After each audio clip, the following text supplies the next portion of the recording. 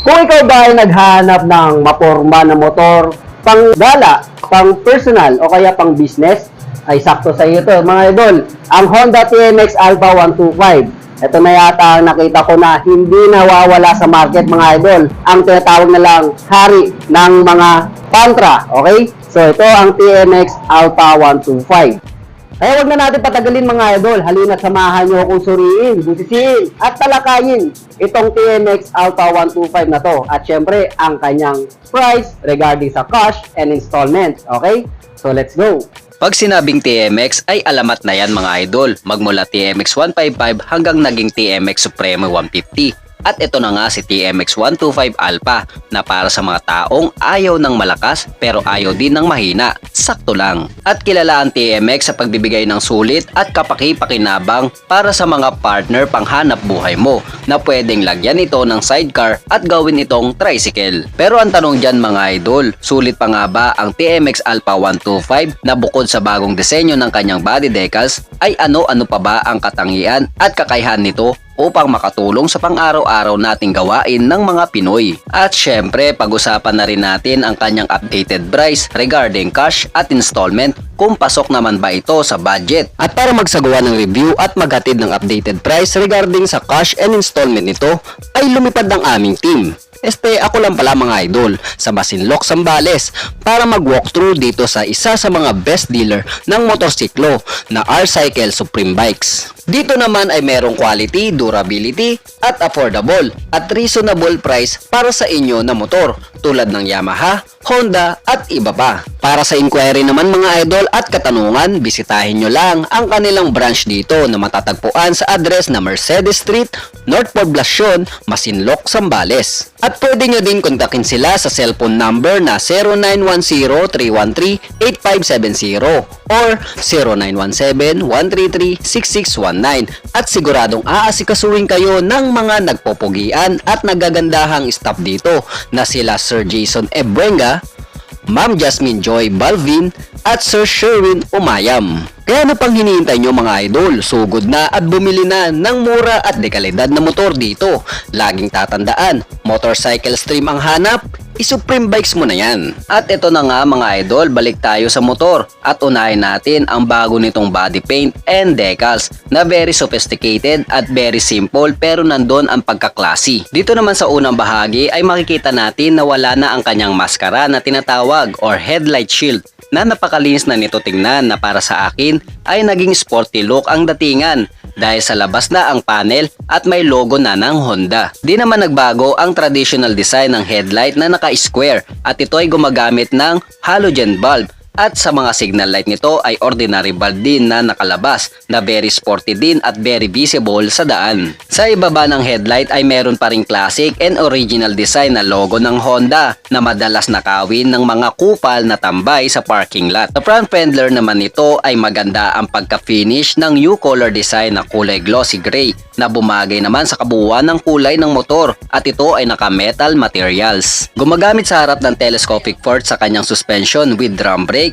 sa braking system na may rim type na spokes at ito ay may sukat na 250 by 18 na gulong at ito po ay tube type pa lang. Dumako naman tayo sa likod na gumagamit ng ordinary bulb type sa taillight at mga signal lights nito at merong maigsing tapaludo for cute design na glossy gray din ang kulay at yari din ito sa metal. Suspension sa likod ay naka dual shock absorber with drum brake na maliit at rim set din ang spokes nito na may 2.75 by 18 sa likod ng gulong at ito po ay naka-tube type pa lang. New look design din ang cover ng muffler nito na may gray painted finish at ang mismong tambutso nito ay merong high temperature matte black finish. Meron pa rin itong pilyon na may rubber at kickstarter naman na malaking tulong kung sakaling humina o malobat ang baterya ng motor mo at ito ang kanyang foot brake para sa likuran. Pagdating naman sa makina, ito ay may kargadong 124.1cc engine displacement, single cylinder, overhead cam, 4-stroke with 2 valves na gumagamit naman ng air-cooled para sa kanyang cooling system. Ang fuel system naman nito ay nakakarburador na mayroong 62.5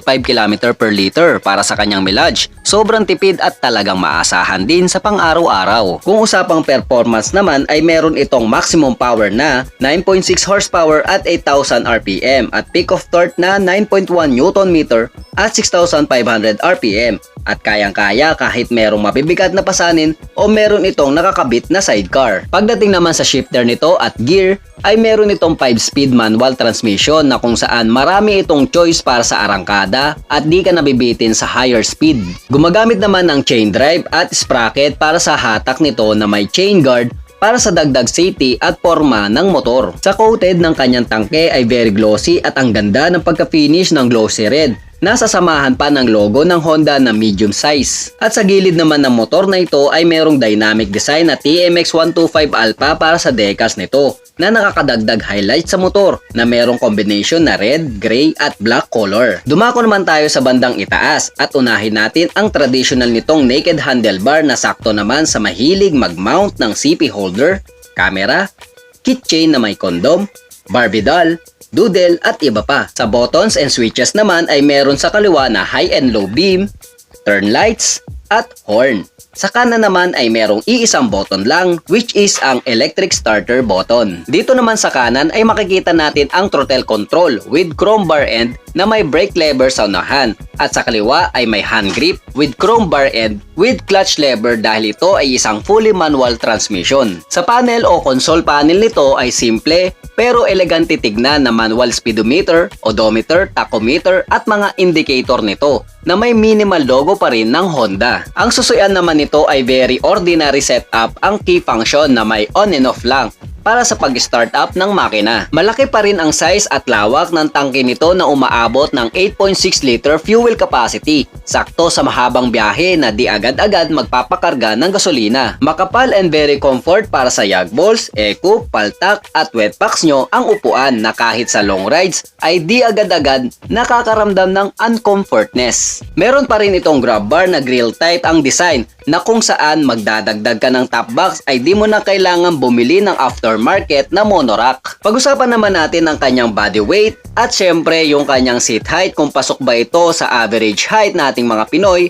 at merong maliliit na katawan. Sa kanyang seat height ay meron itong sukat na 759mm. Para naman sa total na bigat nito ay 113 kg. Pasok sa mga may kaliitan na katawan at merong average height na Pinoy. Para patunayan ko sa inyo na pwede ito sa merong average height na Pinoy ay inimbitahan ko si Tanggol ng Batang Gapo para sa reference nyo mga idol. At makikita nyo si Tanggol ay merong height lamang na 5'4" at meron siyang timbang na 58 kg na merong machete na katawan at kaya itong imaneho from head to feet ay makikita natin na abot ang floor ng dalawang paa pero tingkayad na nga lang. At sa handling position ay almost naka 45 degree ang braso niya patungo sa handlebar pero di naman siya nakayuko na di nangangalay sa likod. At pagdating naman sa pagmamaneobra ay very basic at di naman ito hirap kahit forward o reverse. Looking good pa naman daw siya. At ito na nga mga idol, pagdating sa kanyang updated price, sa kanyang cash and installment mga idol, ang TMX Alpha ay merong cash na 56,900. At para naman sa hulugan or installment basis, meron siyang 36 months or 3 years contract. Down payment nito mga idol, 6,645. Ang monthly naman nito ay nasa 2,874. At syempre may rebate pa rin siya na 250 pag maaga ka magbayad. At syempre pag bago ang kinuha nyo mga idol, meron siyang free.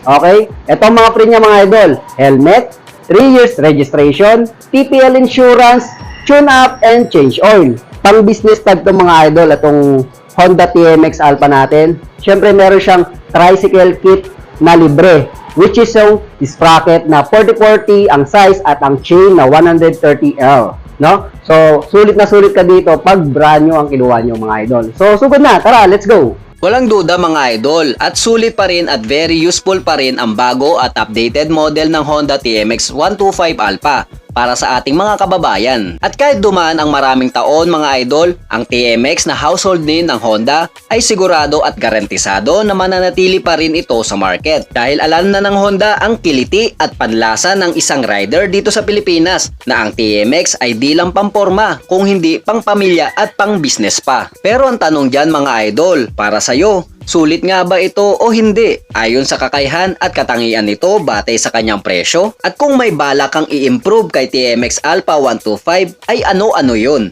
At bakit? I-comment mo na yan mga idol para mapag-usapan na natin. At para tapusin ang video na to mga idol, huwag sanang kalimutan mag-subscribe, at i-hit ang notification bell para lagi kang updated sa mga ganitong klaseng informasyon tungkol sa mga bagong labas na motor na katulad nito.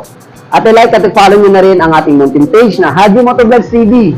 Ito po si Haji from Haji Motovlogs. Thank you for watching and peace out.